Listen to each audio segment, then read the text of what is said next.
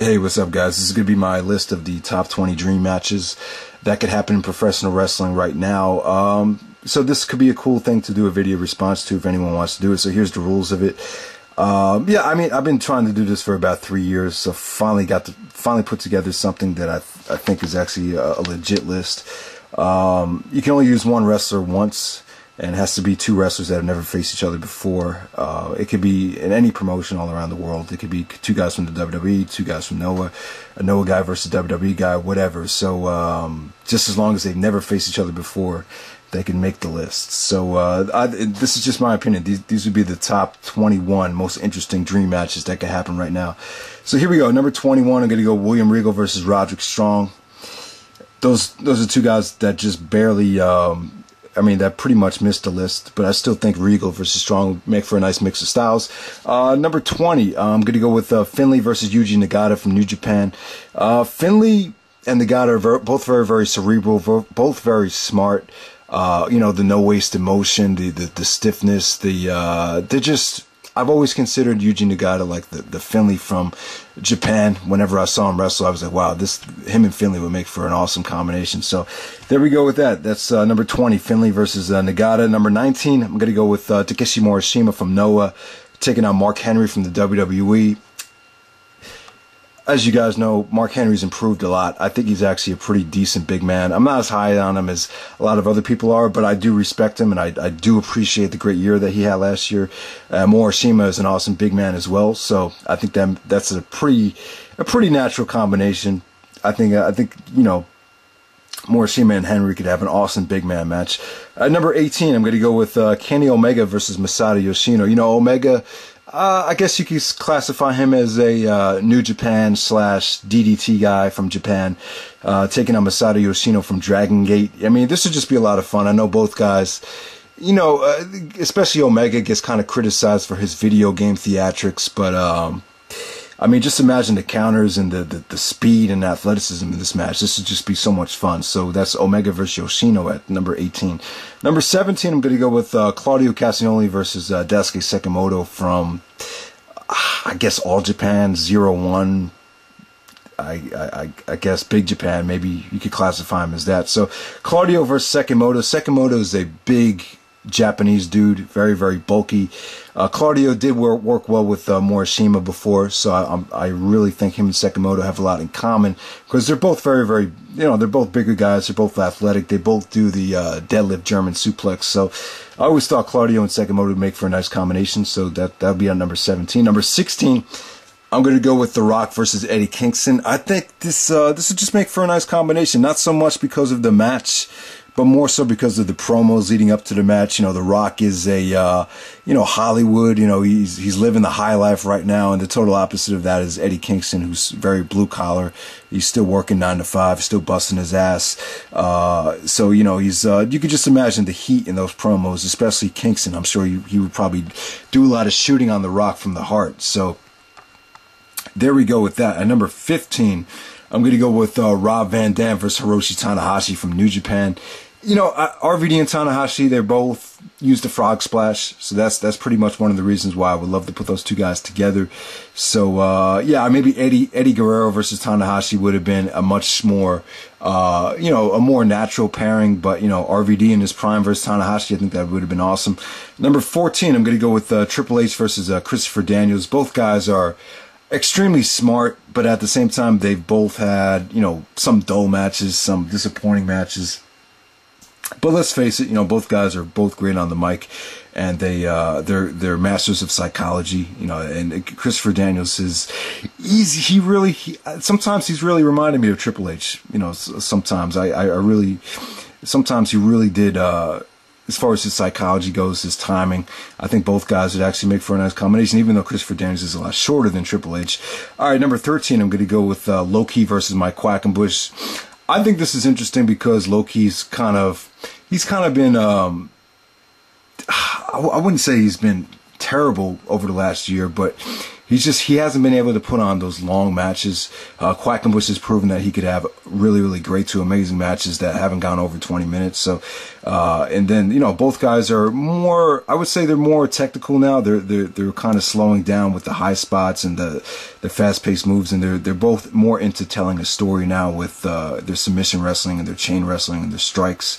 So I just think that make for Low-Ki versus Mike Quackenbush. I think that make for an awesome combination. Number 12, I'm going to go with Michael Elgin versus Shingo. You know, after seeing Elgin face Davey in that classic, I think Elgin and Shingo would be something that's really like, that could really create that holy shit type of atmosphere of stiffness and intensity and just, you know, two big bulls going at it. Shingo can he's proven that he's had not just great matches with Dragon Gate guys, but he's also had an awesome match with Morishima. So he proved that he could have awesome matches with bigger guys, and I think Elgin is a little bit bigger than him. So that should be awesome. That would have been awesome right there. So number 11, I'm going to go with Tyler Black versus Prince Devitt. You know, it's not something that I really like jump up and down to see, but you know, I think if these two guys got time, and if you know, I think this would be pretty awesome. You know, we never really seen Prince Devitt mix it up with any of the American indie guys, and you know, what better guy to go against than Tyler Black? You know, they're both. Hey, these might be the two best athletes that are over 6 feet in the business right now. So there we go with that. Number 9, I'm going to go with Austin Aries versus Rey Mysterio. Really not much to say about it, but you know, Rey Mysterio can still go even after all the knee surgeries. You know, why not put him up against you know, someone like Austin Aries, who's red hot right now in TNA. So there we go with that. You know, number 8, I'm going to go with Chris Hero versus Randy Orton. I always thought Chris Hero and Edge would have made for an awesome combination. You know, because they both look alike. They're both kind of, you know, identical in height and, you know, just the overall look. But, you know, Randy Orton's, he's pretty big as well. You know, they're both two bigger guys. And this is something that could be an awesome feud. And they're both, you know, they're both pretty much the same height. So I could definitely see this happening in the future. So that's Chris Hero versus Randy Orton.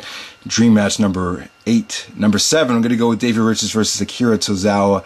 Now, if Gabe Sapolsky was still in charge of Ring of Honor, we probably would have seen this by now. But, you know, Davey versus Tozawa, come on, man. This could be just out of this world as far as the intensity goes.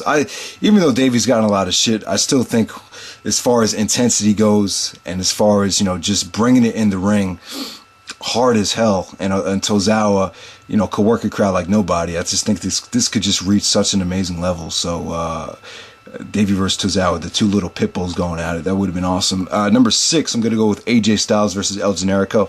There's a lot of guys you could put AJ Styles against. AJ Styles really hasn't faced a lot of guys because he's been stuck in TNA for so long. But before TNA pulled their talent from Ring of Honor, the one guy I never really faced was El Generico. El Generico really became a huge star after AJ became a TNA exclusive guy. So you could just imagine how awesome that would be. At number 5, I'm going to go with John Cena versus Shinsuke Nakamura from New Japan. Nakamura, he's one of my favorite wrestlers right now, and you know, some of the stuff he's done in New Japan over the last year is really, I've really just taken a liking to him, not just because of his wrestling style, but because of his charisma. And so I just think this would be a really, really nice international, I would actually say, a really awesome international dream match. Because I do think Cena is a really, really, he's really grown on me a lot over the last year. And yeah, him and Nakamura could just have, you know, Nakamura could actually he could actually make this a little bit more stiffer than your typical John Cena match, and probably feature some awesome selling and some awesome storytelling as well. Because both guys are definitely capable of wrestling, you know, those type of matches. So yeah, awesome stuff. Number 4, I'm going to go with Chris Jericho versus Naomichi Marufuji. The great thing about this is, you know, Naomichi Marufuji could get his revenge from Jericho stealing the code breaker. And, you know, Jericho he basically stole the move from Marufuji, so that's one reason why. And on top of that, both guys are, you know, they're both really, really awesome, you know, light heavyweight talents that can wrestle that junior style. So, yeah, you could just imagine how awesome that would be. And Jericho versus Marufuji, two of the most athletic guys going at it there. Number 3, I'm going to go with Samoa Joe versus Brock Lesnar. Now, Joe in his prime against Lesnar in his prime, holy shit, this would have been amazing. I mean, I can't tell you, you know, Joe picking up or Brock picking up Joe for that F5. You know, Joe countering it into the Chiquita clutch. That would have been some awesome stuff right there. So yeah, you know, I really think Brock does work well with bigger guys. And as he proved, he works very well with the Big Show. All right, number 2, I'm going to go with CM Punk versus Kenta. God, Jesus Christ, what am I saying? CM Punk versus Kenta, the man, the best wrestler in the world, Kenta. That's just my opinion right now. Daniel Bryan, Kenta, the two best. But yeah, CM Punk and Kenta, you know, this is go to sleep versus go to sleep. Just like the Jericho match, you know, CM Punk adopted the go to sleep from Kenta. And CM Punk has been really, really high on Kenta. You listen to some Ring of Honor commentary. He said, you get Kenta over here, I'm sold, I'm there before anyone else is. So they both respect each other, I believe. And, you know, we've never seen it before. You know, I mean, another match I would love to see is Kenta versus Kurt Angle. Or just a lot of good. AJ Styles versus Kenta is another one. So, but yeah, you could go up and down the list. You know, you would love to see Kenta face a lot of different guys. But yeah, CM Punk versus Kenta, that's number 2. At number 1, I'm going to go with Kurt Angle versus Daniel Bryan. As I've been saying for years, kind of like the mother of all dream matches. You know, I definitely think, you know, if Angle's facing a guy like Daniel Bryan, you'll get the good version of Kurt Angle. You get to see him tell more of a story here, and you know, I just think this would be really, really awesome stuff. You know, just I mean, what else can you say? Just two of the greatest wrestlers going at it, not just in-ring performers, but wrestlers. That's Daniel Bryan versus Kurt Angle. You know, that'll probably be the closest thing we'll ever see to another Chris Benoit Kurt Angle match. That might even exceed it. Who knows? I'm not really sure. Who knows? We'll see it at WrestleMania. It could happen if Kurt makes the jump. I know Kurt Angle said he wanted to wrestle Bryan Danielson for years. You know, going back to 2007, he's always stated that he would really love to wrestle Danielson. So that's it. That's my top 20 dream matches. Hope you guys enjoyed the video. I hope this came out okay.